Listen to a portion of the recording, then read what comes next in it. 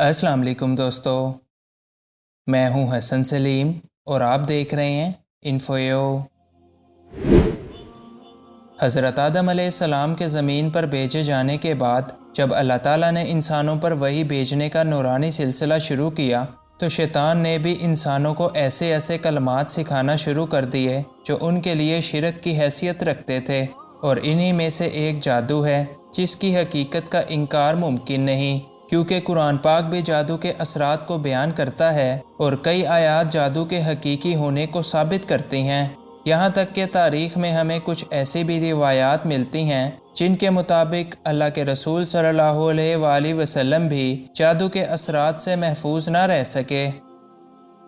ये उन वक्तों की बात है कि जब दीन इस्लाम की अशात का आगाज़ हुआ था, जिसकी वजह से यहूदियों के दिलों में इस्लाम और आप सल्लल्लाहु अलैहि वसल्लम की दुश्मनी कूट कूट कर भर गई, और जैसे जैसे इस्लाम को सरबुलंदी मिलती गई वैसे वैसे यहूदियों के हसद में भी इजाफ़ा होता गया, और इसी हसद की वजह से उन्होंने आप सल्लल्लाहु अलैहि वसल्लम को तरह तरह के नुकसानात पहुँचाने की कोशिशें शुरू कर दी, और जब वो हर किस्म की साजिशों से नामुराद हो गए तो उन्होंने अपनी चालों को पूरा करने के लिए जादू जैसे बदतरीन फ़ेल का सहारा लिया, और इस काम को पूरा करने के लिए उन्होंने लबीद बिन आसिम नामी जादूगर की मदद ली, जिसने सिर्फ 3 दिनार के इवज़ इस काम को सरअंजाम देने का मुआहिदा कर लिया।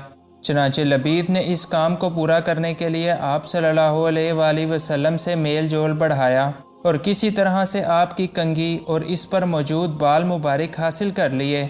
इसके बाद उसने इनमें कई गिरे लगाकर फूंक दिया और इसे नर खजूर के शगुफे में रख कर एक कुएं के अंदर पत्थर के नीचे दबा दिया।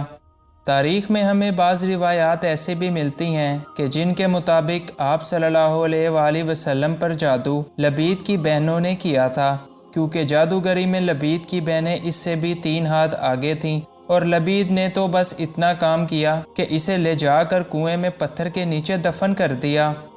उम्मुल मोमिनीन हज़रत आयशा से रिवायत है कि बनु ज़रीक के एक आदमी लबीद बिन आसिम ने रसूलुल्लाह सल्लल्लाहु अलैहि वसल्लम पर जादू कर दिया। ये जादू आप पर इस तरह से असरअंदाज हुआ कि आप भूल चूक का शिकार होने लगे। किसी काम के बारे में आप ख्याल फरमाते कि आपने वो कर लिया है, हालांकि आपने वो काम नहीं किया होता था। आप सल्लल्लाहु अलैहि वसल्लम को यूँ महसूस होता कि आप अपनी अज़वाज मुतहरात के पास गए हैं, हालांकि आप उनके पास नहीं गए होते थे। हज़रत सुफियान बिन अनैया फरमाते हैं कि जब इस तरह की हालत हो जाए तो ये सख्त किस्म का जादू होता है। इस जादू की वजह से आप सल्लल्लाहु अलैहि वसल्लम की बसारत भी मुतासिर हुई, और बाज़ रिवायात में ये भी है कि आप बीमार हो गए और अपनी बीवियों के पास जाने से भी रुक गए। इन तमाम रिवायात से हमें ये पता चलता है कि जादू आप सल्लल्लाहु अलैहि वसल्लम के मिजाज और ज़ाहिरी आज़ा पर असर अंदाज हुआ था, लेकिन आपके दिलो दिमाग और सूझबूझ पर इसका कोई असर नहीं हुआ, और आप इस अरसा में वही और दावत व तबलीग करते रहे और लोगों की रहनुमाई और दुनिया और आखरत में कामयाबी के तरीके और सलीके सिखाते रहे। जबकि उम्मुल मोमिनीन हज़रत आयशा बयान करती हैं कि आप सल्लल्लाहु अलैहि वसल्लम 6 माह तक जादू की ये तकलीफ़ बर्दाश्त करते रहे, और आपको दिन ब दिन कमज़ोरी लाहक होती जा रही थी, लेकिन ये मालूम नहीं हो रहा था कि आखिर तकलीफ़ क्या है। आखिरकार आपने अल्लाह ताला से अपनी तंदुरुस्ती के लिए खूब दुआएं फरमाईं।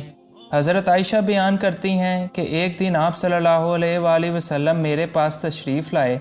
आपने अल्लाह ताला से दुआ की और फिर दुआ की, और इसके बाद फरमाया कि आयशा, क्या तुम्हें मालूम है कि मैंने जो बात अल्लाह ताला से पूछी थी उसने मुझे उसका जवाब दे दिया है। मैंने अर्ज़ की कि ए अल्लाह के रसूल, वो क्या बात है? आपने फरमाया कि मेरे पास 2 आदमी आए थे, इनमें से एक मेरे सर के पास और दूसरा मेरे पाँव के पास आकर बैठ गया। वो 2 आदमी मीकाईल और जिब्राईल फरिश्ते थे।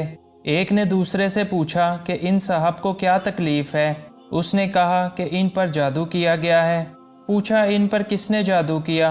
दूसरे ने जवाब दिया कि लबीद बिन आसिम ने। इस तरह उन्होंने अपनी गुफ्तगू से मुझे सब कुछ बता दिया कि जादू वाला सामान और बाल ज़रवान कुएं में एक पत्थर के नीचे मौजूद हैं। इसके बाद आप सल्लल्लाहु अलैहि वसल्लम चंद सहाबा इकराम को लेकर उस कुएं पर तशरीफ़ लेकर आए और उसको देखा। صحابہ اکرام میں سے ایک آدمی کنویں میں اترا، اس نے پتھر کے نیچے سے کھجور کے خوشے کی تھیلی نکالی تو اس میں آپ صلی اللہ علیہ وآلہ وسلم کی کنگھی اور آپ کے سر مبارک کے بال موجود تھے۔ اس کے علاوہ اس میں آپ کی صورت کا موم کا مجسمہ بھی تھا جس میں بہت سی سوئیاں چبھی ہوئی تھیں۔ اس موم کے مجسمے میں 11 گرہیں لگائی گئی تھیں۔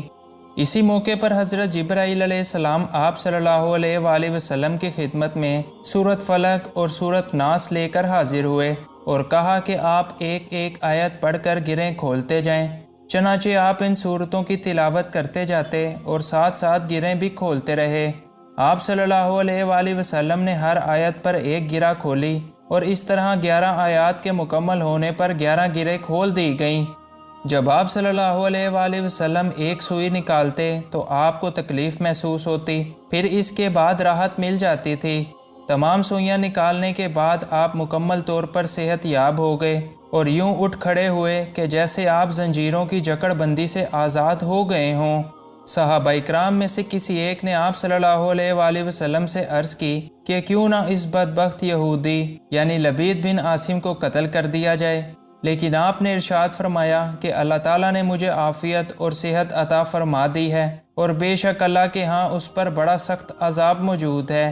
اس کے بعد آپ صلی اللہ علیہ وآلہ وسلم نے نہ تو کبھی لبید بن عاصم سے اس بات کا تذکرہ کیا اور نہ ہی کبھی اپنے چہرے کے تاثرات سے اس بات کا احساس تک ہونے دیا۔ ان روایات کو ویسے تو صحیح بخاری اور بہت سی دیگر کتابوں میں نقل کیا گیا ہے، لیکن اس تمام واقعے کا حقیقت کے ساتھ کتنا تعلق ہے وہ صرف اللہ تعالیٰ کی ذات ہی بہتر جانتی ہے، کیونکہ اس واقعے سے ڈھیروں ایسے شبہات جنم لیتے ہیں جو ہمارے پیارے آقا صلی اللہ علیہ وآلہ وسلم کے شایان شان محسوس نہیں ہوتے۔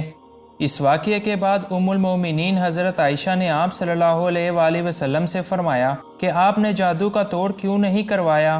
آپ صلی اللہ علیہ وآلہ وسلم نے فرمایا کہ اللہ تعالیٰ نے مجھے شفا عطا فرما دی ہے اور میں یہ پسند نہیں کرتا کہ لوگوں میں اس کا شر پھیلے، یعنی لوگ جادو میں دلچسپی لے کر اسے سیکھنا اور سکھانا شروع کر دیں۔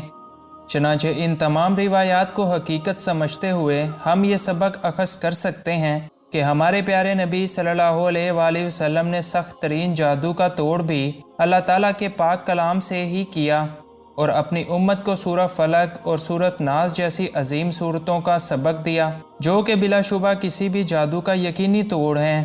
اس لیے اگر شیطانی وار کے ذریعے جادو ٹونے جیسی بلا سر آ بھی جائے تو بجائے جعلی پیروں اور جھوٹے عاملوں کے پاس جانے کے اللہ کے کلمات سے مدد لے کر گمراہی کے اڈوں کو نیست و نابود کرنا چاہیے، جہاں 2-4 کلمات اور تھوڑی سی ایکٹنگ کا سہارا لے کر قرآن پاک کی 114 صورتوں کو پس پشت ڈال دیا جاتا ہے۔ یاد رہے کہ اللہ کی کتاب اور اس کے کلمات سے مدد لینا ہی ہمارے پیارے رسول صلی اللہ علیہ وآلہ وسلم کا طریقہ ہے، اور شر، سود خوری اور قتل جیسے گناہوں کے ساتھ ساتھ جادو ان 7 مہلک گناہوں میں سے ایک ہے کہ جن سے نبی کریم صلی اللہ علیہ وآلہ وسلم نے اجتناب کرنے کا حکم دیا ہے۔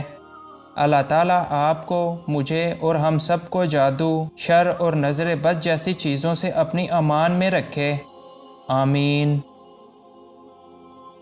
آئی ہوپ کہ آج کی ویڈیو آپ کے لیے انفارمیٹیو رہی ہوگی اور آپ کو اس ویڈیو سے کچھ نیا جاننے کو ملا ہوگا۔ اگر یہ ویڈیو آپ کو پسند آئی تو اس کو لائک کیجئے اور اس طرح کی مزید ویڈیوز کے لیے اس چینل کو سبسکرائب کیجئے۔ Thanks for watching this video. Allah حافظ۔